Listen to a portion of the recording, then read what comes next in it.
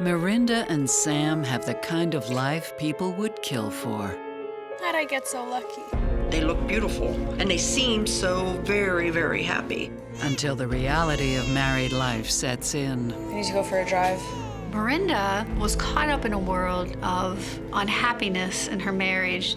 It's only a matter of time before their whole world comes tumbling down. No, it's not the Christian way.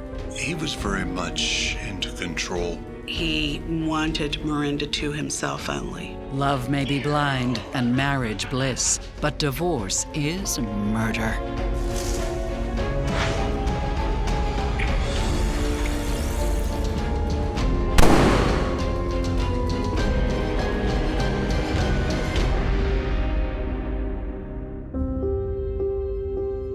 Center Hall, Pennsylvania, a sleepy farm town amid fields of grain and corn. It's quite a beautiful place. It's very rural. It has been referred to as being in the middle of God's country. There's a lot of farming land, and the people there are very down to earth and very lovely people. It's home to 17-year-old Mirinda Heinzelman. Penn Valley people, get ready for showtime! As an only child, Mirinda has it all. I am so proud of you, baby girl. Oh, come on, Dad, I'm not a baby anymore. You're always gonna be my baby and our baby. I'm gonna go try it again. Okay. We adopted her when she was 3.5 months old. The first time I held her, it's like something clicked, and I knew that I wanted to protect and help this little kid the rest of my life, you know. Showtime! Mirinda had a very charmed life. Her parents doted on her. She was their pride and joy. Mirinda grows up with dreams of changing the world. She did a lot of missions for the church. So she wanted to spread the gospel. And she was, honored to be able to go there. Those were certainly eye-opening to her. She really realized, man, I really have got the life. Mirinda seems to have everything. Everything but good grades.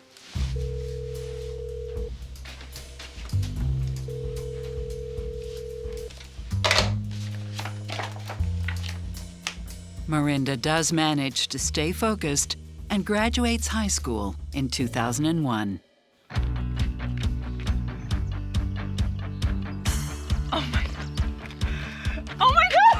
So we had promised her a new sports car if she graduated. She was elated, just so happy, so thankful. But instead of going away to college, Mirinda chooses to stay close to home, working at her mom's daycare. I think because she was adopted herself, there was a special consideration that she had for kids, not wanting them to feel alone or isolated.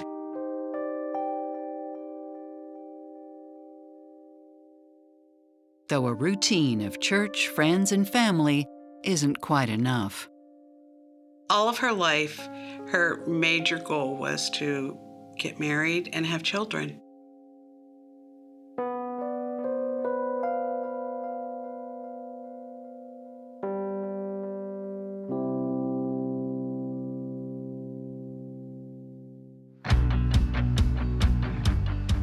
Enter 21-year-old Sam. Everyone knew Sammy Boob. He was like everybody's best friend. Sammy was a very nice-looking man. He was buff, blonde, curly hair, and he was very charismatic.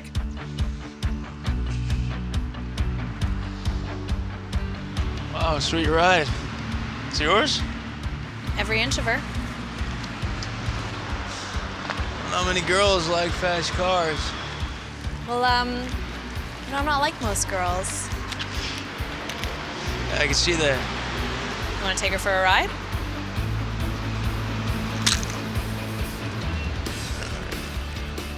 Sammy and Mirinda both had very nice cars, and at this Powder Puff game, he showed an interest in her car. She loved cars. Sammy loved cars. He was enormously gifted when it came to mechanical kinds of things. And just like that, their romance takes off at top speed. Are you done with that coffee? Geez, why are you so hot to be done? Because it's easier to kiss when your hands are free. And I got you a little something when you weren't looking.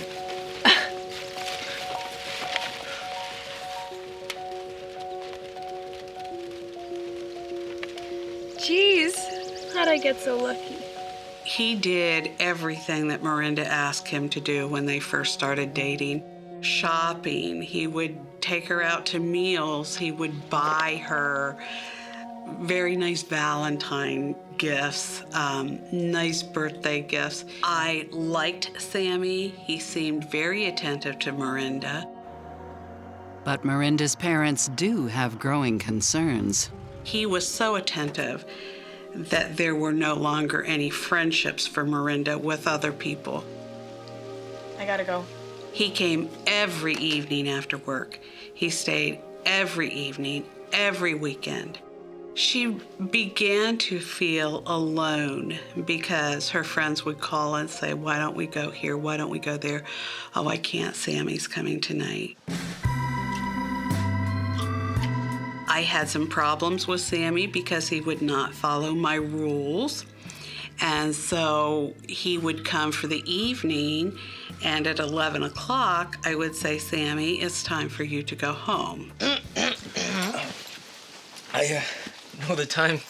Ma'am, sorry. I was literally just leaving. I'll be back.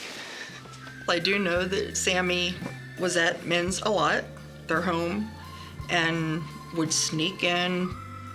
I would talk to Mirinda about it and say, Mirinda, you know what our rules are here. He cannot be spending the night. But my wishes were not the command, so.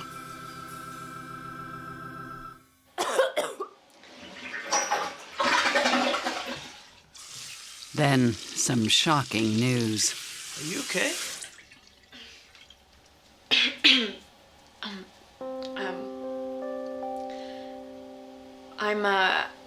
I'm pregnant. I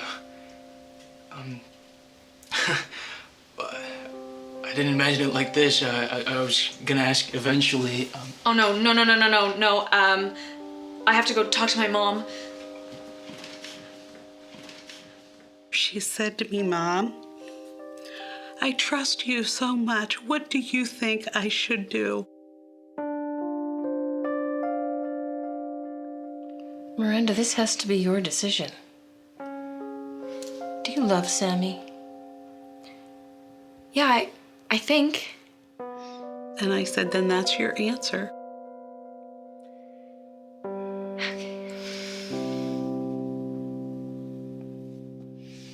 Mirinda and Sam decide to get married. So if anyone here has any reason...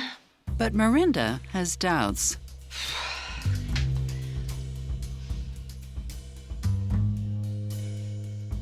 She thought, I don't know if I'm making the right decision. Psychotherapist Stacy Kaiser and forensic psychologist Brian Russell have doubts too. Mirinda comes from a religious family and she's pregnant, and so I think she feels a sense of obligation to get married. But I also think that that's a large amount of pressure for someone as young as she is. I worry about a young woman like Mirinda not having time after she leaves her parents' home to be on her own. It's almost like she goes from being a dependent of the parents right into being a dependent of Sam. And I think there's a danger in that because you don't want to see your partner as a parent. When that happens, there can be all those same resentments that teenagers have about their parents. In May 2003, Mirinda and Sam finally take the plunge. He loved her a lot. I remember on their wedding day, he said to me, said, I'm the luckiest man on earth. The wedding was beautiful. It was absolutely beautiful. It's the wedding that I would have wanted. And Mirinda allowed me, now looking back on it, she allowed me to have my dream. But is this Mirinda's dream or a nightmare waiting to explode? Mirinda became disillusioned with married life. He did not like it. He did not like her spending the money. Mirinda and Sam Boob quickly settle into married life, even though they're only in their 20s. Within 4 years, the couple has blossomed into a family of 4. Every week you make these amazing pancakes, and every week we demolish them like animals. Well, I know to take that barnyard behavior as a compliment, right? I thought she was a good mother. Sammy adored his children. To me, it looked like it was what every American modern family would want. Their house was absolutely beautiful. They drove nice cars. Their kids were adorable. They always seemed happy. Go on, eat your pancakes. Even their house is perfect. Well, we had made arrangements that they could get the house. We put a small down payment on it for them. But with mortgage payments and the needs of 2 growing kids, Sam's job isn't enough. So he looks into other opportunities.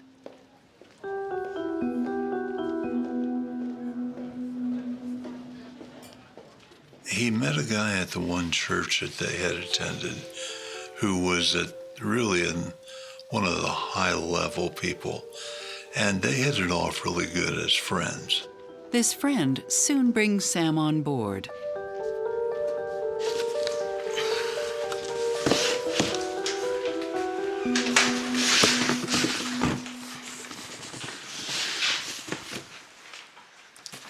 Are you sure about this? Absolutely. Sam had just bought so much inventory. Like all multi-level marketing plans, they look really good on paper. He was very fascinated about the fact that you could make money, and he did not think it out properly. We invented it first. We even At least one night a week, you would have to go to these seminars. You had to buy books. You had to buy supplies. And so a lot of the money was going into the business, but they weren't selling anything. Maybe if we're lucky, we get the right combination and we could... It soon becomes clear just what it's all about. Mirinda was included when they would go to their house, and then she was no longer included and became more of a boys' club. But Mirinda has a scheme of her own. Men did love to shop, and I think she shopped online a lot too. She liked to purchase things beyond their means, and that they had trouble with credit card debt from time to time. She would buy things that are really of not much consequence. They weren't needs, they were wants. Min was raised by Mark and Marlene, and she was very spoiled. So she got accustomed to having money anytime she wanted it, and then getting married. Things change when you get married and start having babies. Mommy! And I still think she just had that rush that she just wanted to spend the money. Mommy, I need you. Coming.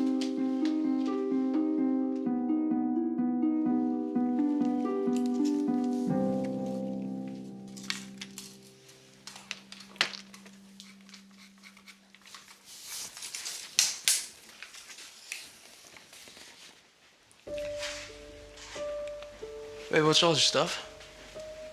I saw last month's credit card statement. We can't afford all these extra things. He did not like it. He did not like her spending the money. I don't think you get to tell me what I can spend money on. Well, if I'm the one paying the bills, I think I should have some say in it, don't you think? You're here spending all this money on this dumb boys club stuff. I'm trying to make us some money. Look, I think we need to sell your car.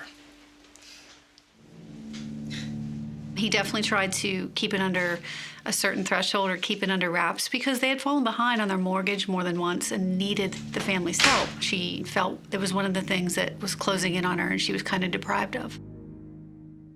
Our personalities are a combination of the way we're born and our experiences along the way. And Mirinda's experiences are that she pretty much gets what she wants, and she begins to expect that people are going to give to her. And now here's Sam, who's not in as good of a position as her parents were to be doing that the whole rest of his life with that expectation. I think it's a rough setup. What I think we're gonna see is if Sam cannot continue to give her what she wants, she's gonna find a way to get it. After 5 years, their marriage isn't what it used to be. Mirinda became disillusioned with married life.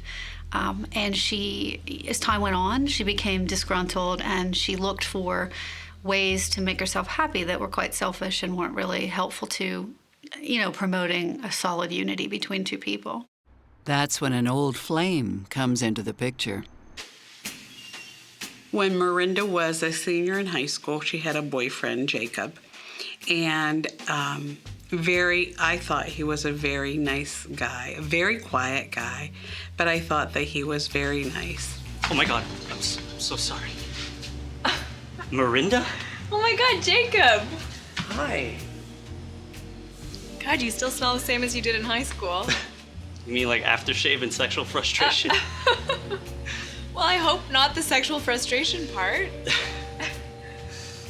Listen, you should call me. We should go get a coffee or something sometime. Yeah, definitely.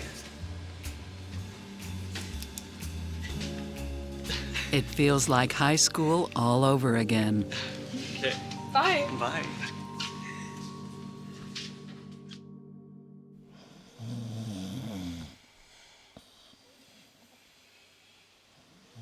And Mirinda is starting to act like she's in high school all over again, too. She told me that one time that she waited till they all fell asleep and she would go out.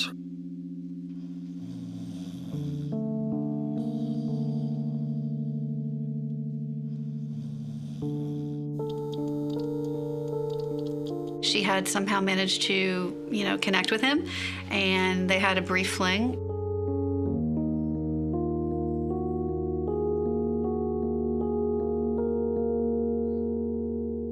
But the fling ends nearly right away.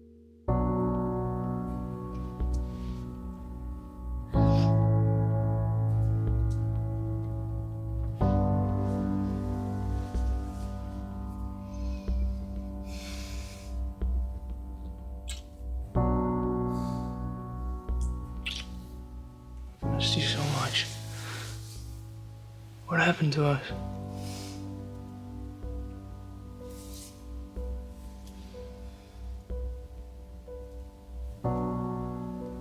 Maybe we could have another baby. If that's what you want, sure. Anything for my princess.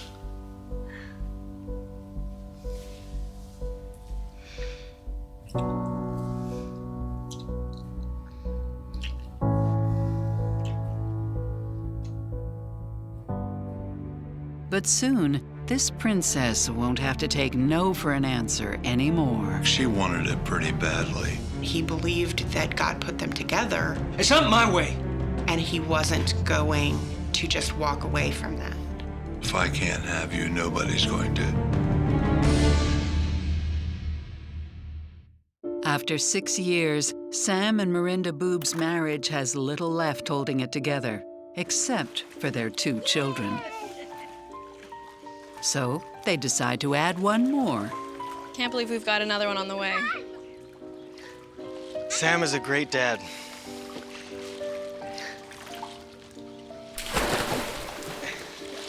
And an even better brother-in-law.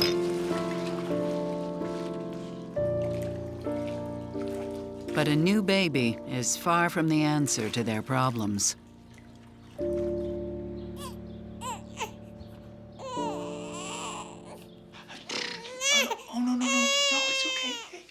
I just felt There was something different there with him. Like, she didn't hold him as much. She just didn't seem like she wanted anything to do with him.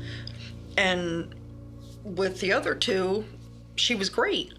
I feel like she never connected with him, the baby. You keep him.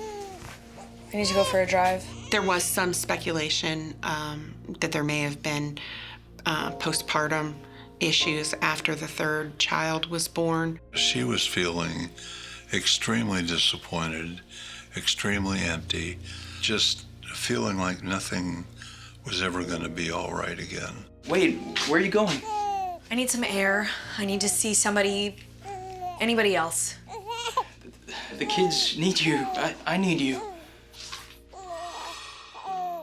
Sam did not want her to spend any time with her friends.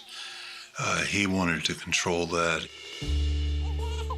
It's pretty common for people to make a decision to have another child in hopes of bringing the marriage back together, but that actually never works. And so now what I see Sam and Mirinda doing are creating more problems for themselves. Here she is now at sort of a crossroads in her marriage as an adult, and what does she do? She doubles down on the commitment by deciding to have another child. And what it really is just gonna do is it's gonna double down on her feelings of being trapped. It's more financial stress on the couple. It's not the solution that she thought.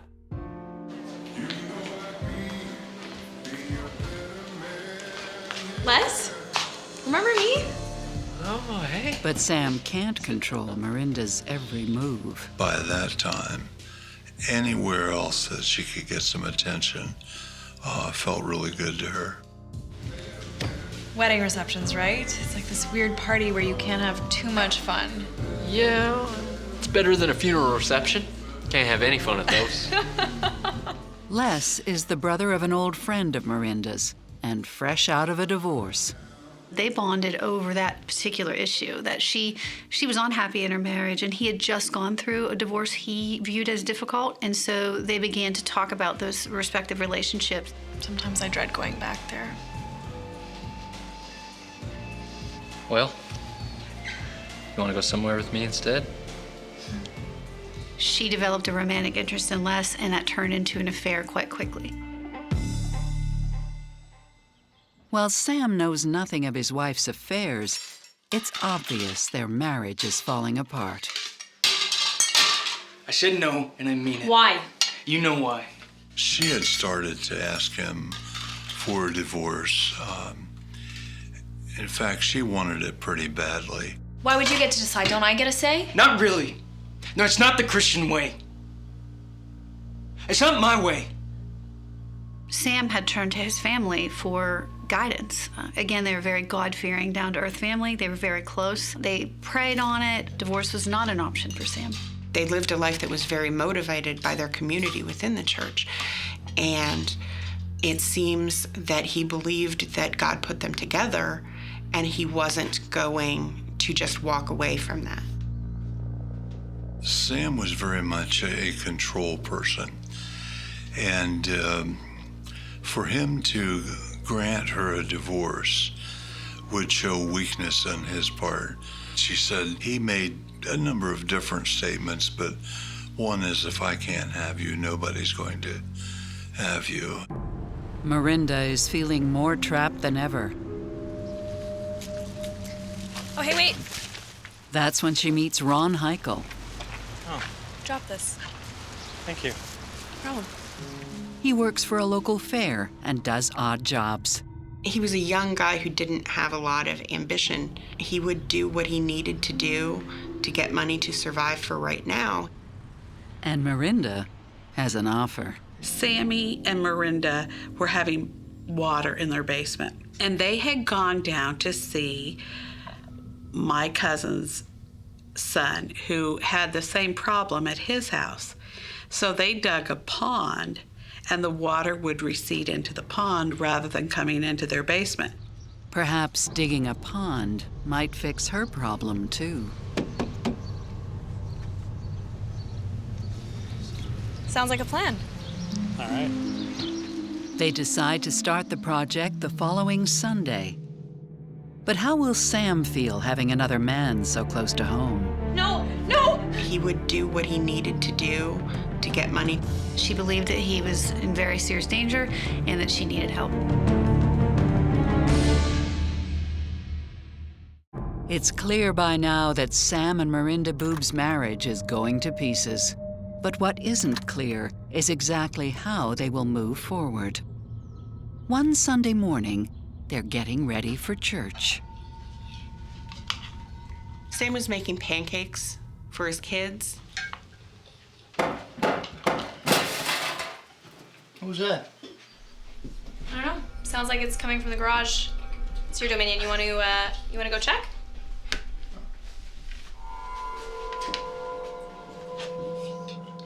All right, kids. Last call. Let's get ready to go to church.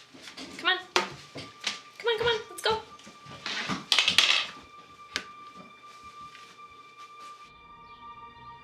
Hey, come here, buddy. She was back in the bedroom getting the children dressed for church. Sammy was supposed to be coming back in. Sam? Sammy? So she walked out to the living room to look out the window, Sam? and that's when she saw him.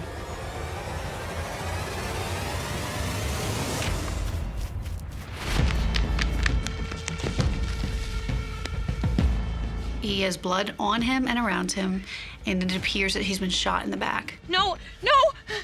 Sam was not dead when she got to him. She ran up and tried to roll him over to do CPR on him, and he said something. I love you. No, no, Sam, no!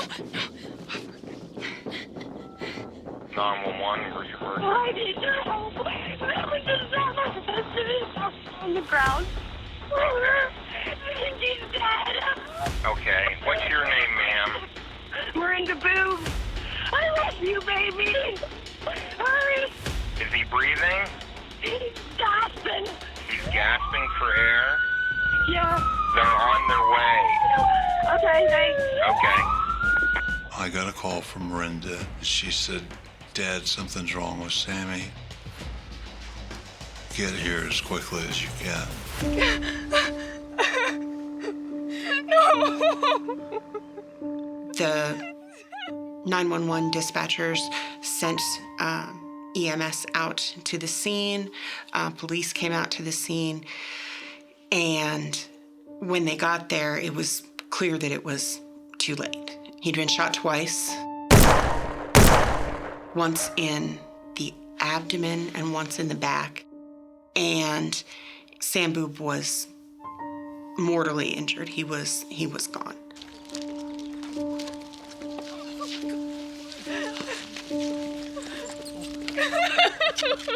Oh my God, honey.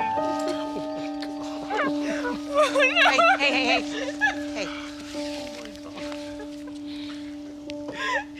Dad, I need you to pray. Okay, dear. Okay, dear. Honey. Sammy, get up right now. In the name of the Lord, Sammy, get up. And I remember Sammy's father just walking up to they had it roped off, and he said, "Sammy, get up right now. In the name of the Lord, get up now, Sammy." Get up now, Sammy. He just felt like God was going to raise Sammy from the dead. And I could hardly stand the emotion there because that was his only son. After seeing him there, at that point, I realized this was definitely not an accident. The investigation begins right away.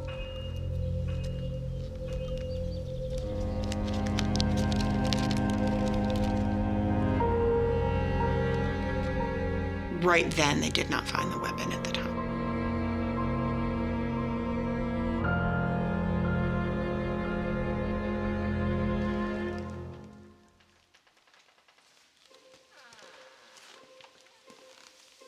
Sam had been ambushed by someone, almost execution style. Nothing had been stolen from the garage, so they knew it wasn't a theft and that the ultimate goal was to end Sammy's life.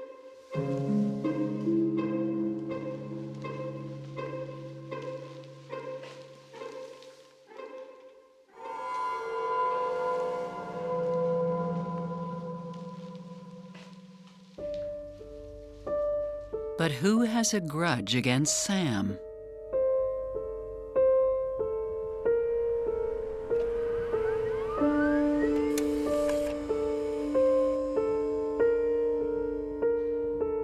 Despite being a smaller community and everyone knowing everyone's business, literally there was no one that was identified as having a problem or disliking Sam. Someone went after Sam and wanted him dead. So this appears to be somebody who specifically wanted Sam eliminated for the purpose of getting him out of the way of something or retribution for something that Sam had been perceived to have done. If I was Mirinda, I would be fearing for my life and my children's lives.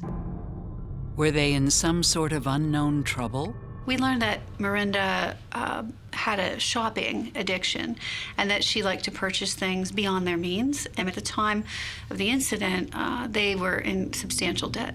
But having debt doesn't prove anything.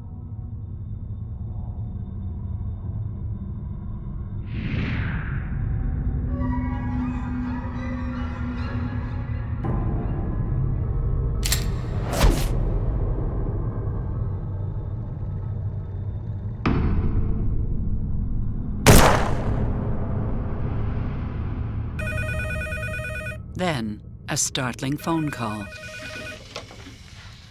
Detective Barrow? From Sam's brother-in-law, Bob.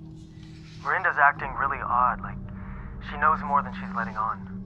I don't think Bob knew what to suspect, but I think Bob smelled a rat. Do you think you could get Mirinda to say more? He thought he could get her to open up. Okay, thanks. There's only one way for police to turn Bob's suspicions into evidence. Bob agreed to wear wire and have a conversation with Mirinda. It's one of the more unusual moves I've seen a family member make.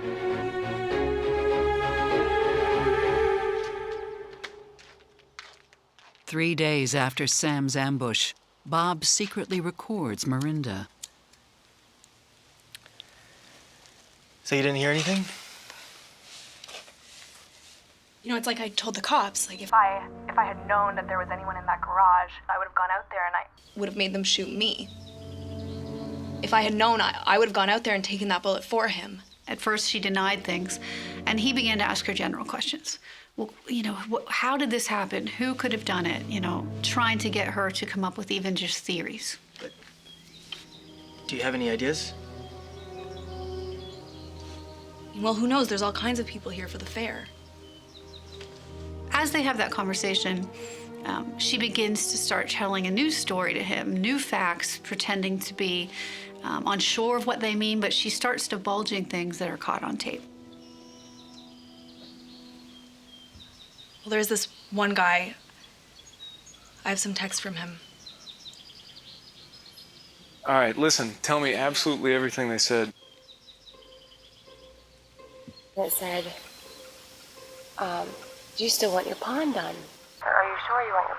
something like that. And I'm like, yeah, I'd love to have my pond done. And it said something about... Ren, who was is it this? locked? I don't know who it was. I don't even have it on my phone. This is the person who did it. Yeah, but see, like... Do you understand if I that? get these text messages, it looks like I had something to do with it. If you had something to do with it, that's different than doing it. You see your kids again. So this is the Key to it all. You know this. You know this. I know. We gotta put somebody in that garage, Mirinda. If not, it was you. And if it was you, this is done. You're up. They ain't never letting you out. Are we gonna tell the cops about these messages, or are we gonna let them find them? Because they will find them. I just want to take my text messages and erase them all. She's saying there might be this guy. I have some texts from him. He was like, you should go to the police. You should explain what's happening. Police don't have to wait for Mirinda. They get a court order for her phone records and discover that the person she was texting was Ron Heichel. The texts told police that there definitely was someone who had an inroad into the family, that there was someone who had a path to Sam that morning. It just took them a while to figure out exactly why someone would want to hurt him. But will this be the key to solving the murder? They were stunned when they came across some people for the first time who had information about the murder. When the gun was found, they realized that it was in fact Sam's gun. Sam Boob has been killed, and police have no clue who did it, until Sam's brother-in-law, Bob, agrees to wear a wire while meeting with Sam's widow, Mirinda. Her phone record reveals disturbing text messages with Ron Heichel. The text revealed the cultivation of a relationship. Mirinda was absolutely trying to weasel into Ron's life by painting a picture of an abused and lonely woman who needed his help. Then, a bombshell. Police realize that the word pond is code for murder, Sam's murder. Despite the fact that they were talking all of the time about building a pond, Who's that? there was never any talk about, excavation or... You want to go check? Concrete, I think they thought they were clever, and if it ever got found, they could say it was really about a pond. Investigators, would realize that this was the final question of commitment. Do you really want me to do this to your husband? And she says, yes, I want my pond done. So at that point, it's moving forward, and it's a plan for murder. What does Mirinda have to say? Ron is just this guy I met. He was supposed to build a pond for us, but I don't know why he would do something to Sammy. I mean, he liked me a bit, but maybe a bit too much. He kept texting me about this pond and everything. She tells the Ron story, but she paints it in such a way that she suggests that she doesn't know why he would kill her husband, but that he seemed to have an affection for her. Police do not believe Mirinda when they're speaking with her. The texts definitely gave them enough evidence for an arrest and to begin building a larger case. 4 days after Sam's death, Mirinda Boob is charged with her husband's murder. And when I found out that she was arrested, really arrested, I collapsed.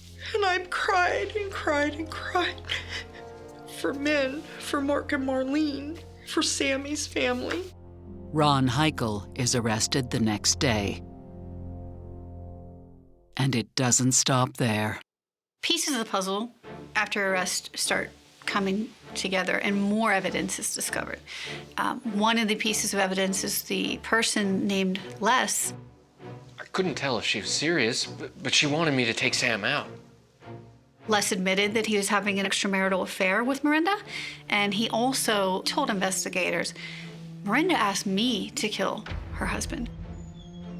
Then another guy from high school, Jacob. Mirinda?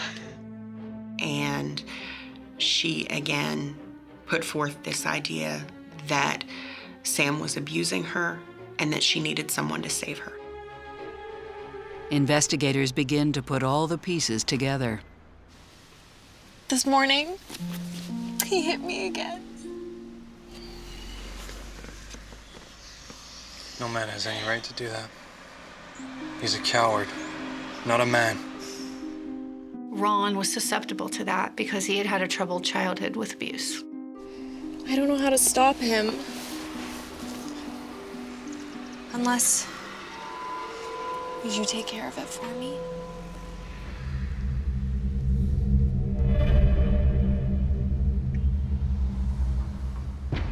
You sure you want this? It's not even about wanting it anymore. It's a matter of survival.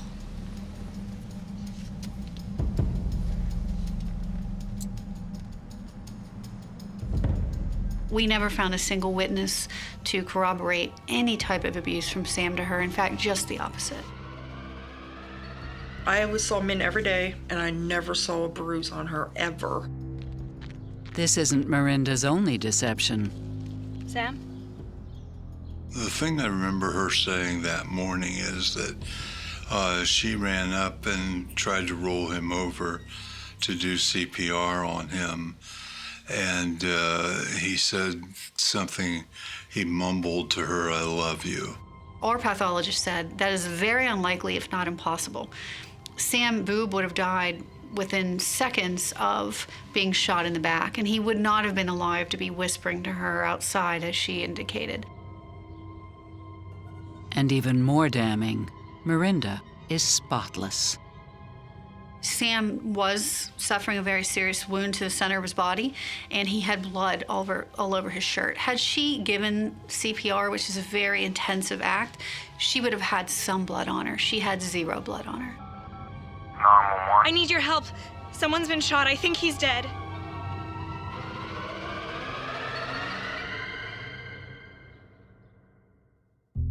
However, with no murder weapon and no eyewitnesses, as the case goes to trial, authorities push for more. One of the investigators had the very smart idea, hey, let's go back and let's re-interview these people. They were stunned when they came across some people for the first time who had information about the murder.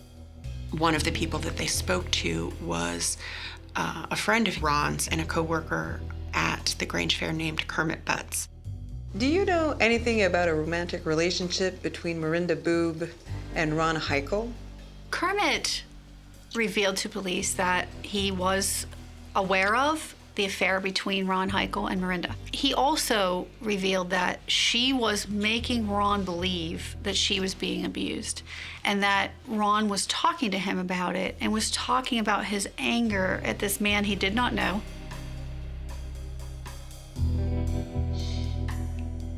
He told me he wanted to scare the crap out of her husband. And then he asked me for a ride.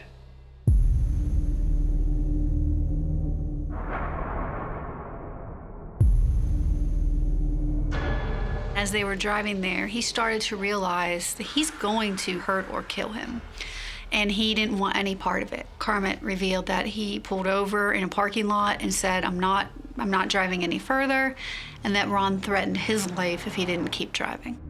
You don't have a choice. Once we get the insurance money, we'll give you $5,000 to keep your mouth shut. Now go!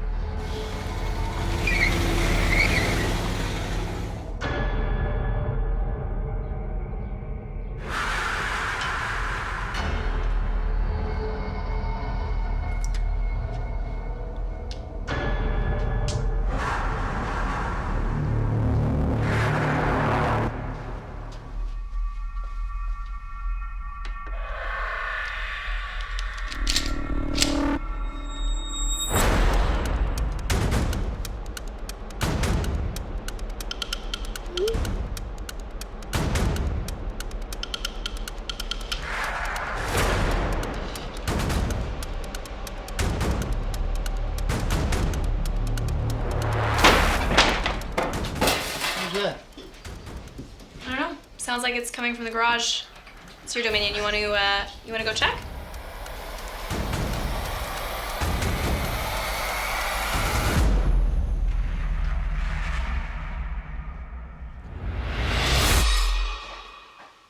Oh. No. No.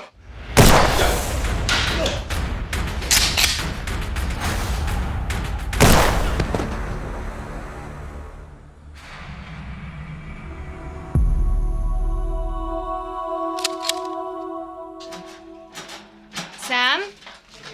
Sammy?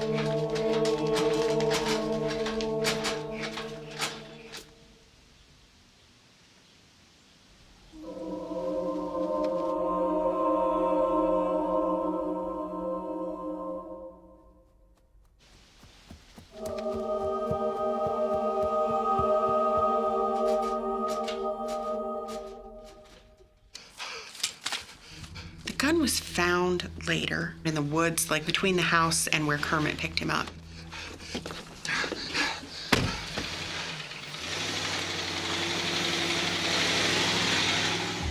When the gun was found, they realized that it was in fact Sam's gun.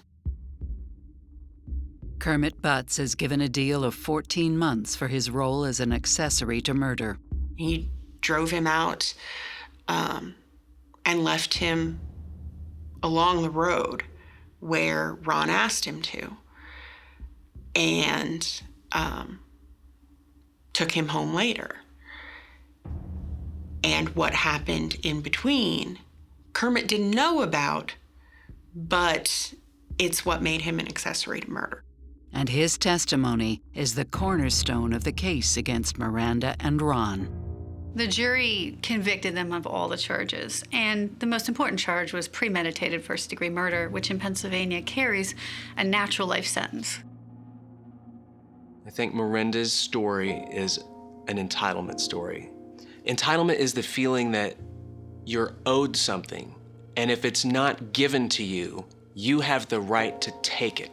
If you look at Mirinda's childhood, you can sort of see how, probably completely unintentionally, an entitlement attitude got fostered by indulgence.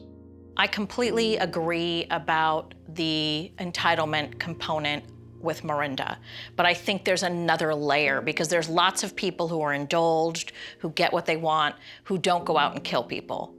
And I believe what is happening with Mirinda is that she also has a selfishness. She's a narcissist, and she lacks feelings for anyone else but herself. And so that's why she's totally willing to manipulate these guys into believing a story that she's created. All that matters to her is that she gets what she wants, and she's decided that Sam is unnecessary now, and she wants him gone.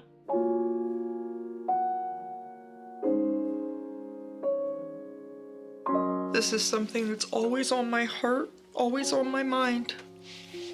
I think of Sammy, I think of men every day. I think of everything that happened, and it makes me sad. I live by faith, so I pray and I get better, and